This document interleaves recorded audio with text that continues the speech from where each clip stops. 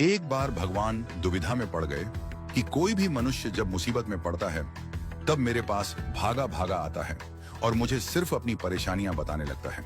मेरे पास आकर कभी भी अपने सुख या संतुष्टि की बात नहीं करता, मुझसे कुछ ना कुछ मांगता ही रहता है। अंततः भगवान ने इस समस्या के समाधान हेतु देवताओं की बैठक बुलाई और बोले, हे देवों, मैंने मनुष्य की रचना करके स्वयं ही कष्ट मोल ले लिया है। कोई ना कोई मनुष्य हर समय मुझसे शिकायत करता रहता है, जबकि मैं उसे उसके कर्मानुसार सब कुछ देता हूँ। फिर भी थोड़े से कष्ट में ही वह मेरे पास आ जाता है, जिससे न तो मैं शांति से रह पाता हूँ, न ही अपने शाश्वत स्वरूप में ध्यान कर पाता हूँ। कृपया आप लोग मुझे ऐसा स्थान बताएं जहां मनुष्य कभी न पहुंच सके।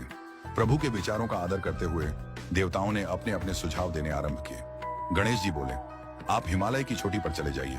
भगवान बोले, यह स्थान तो मनुष्य की पहुंच में है, वहां जल्द ही वह पहुंच जाएगा। इंद्रदेव ने सलाह दी, आप किसी गहरे महासागर में जाकर निवास कीजिए। वरुण देव बोले, आप अंतरिक्ष में चले जाइए।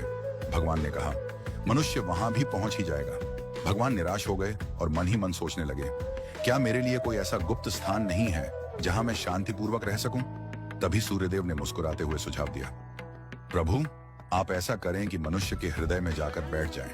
मनुष्य सदा आपको बाहर मंदिर, तीर्थ, पर्वत, गुफा, आकाश पाताल में ढूंढता रहेगा, लेकिन वह कभी अपने भीतर झांकने की कोशिश नहीं करेगा।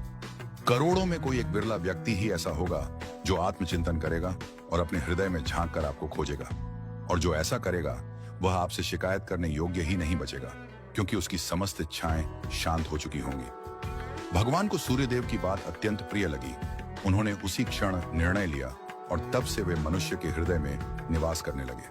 तभी से मनुष्य अपने दुख दर्द लेकर मंदिर, तीर्थ, आकाश पाताल सब जगह भटक रहा है, लेकिन उसे ईश्वर का साक्षात्कार नहीं हो रहा, क्योंकि वह सबसे अंतिम स्थान अपने हृदय के भीतर हम देखता ही नहीं। मनुष्य का मन सदा बाहर की ओर खुला रहता है, संसार की ओर भागता है, परंतु हृदय रूपी मंदिर की ओर उसका द्वार बंद होता है।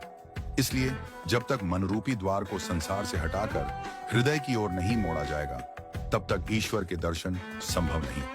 यह कथा हमें सिखाती है कि ईश्वर को बाहर नहीं, भीतर अपने अंतःकरण में खोजो।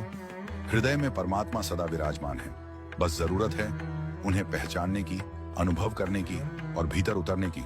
हृदय रूपी मंदिर में विराजमान ईश्वर को देखने के लिए बाहरी नेत्रों की नहीं, बल्कि अंतर्दृष्टि की आवश्यकता होती है। जब तक मनुष्य का मन संसार की ओर भागता रहेगा, तब तक वह ईश्वर को कभी नहीं पा सकेगा। जैसे किसी गहरे कुएं में देखने के लिए ऊपर की चमक से ध्यान हटाना पड़ता है, वैसे ही ईश्वर को पाने के लिए मन को संसार से हटाकर अंतर मन में डुबाना होगा। सच्ची शांति, सच्चा सुख और सच्चा ईश्वर बाहर नहीं, भीतर है। इसलिए यदि ईश्वर को पाना है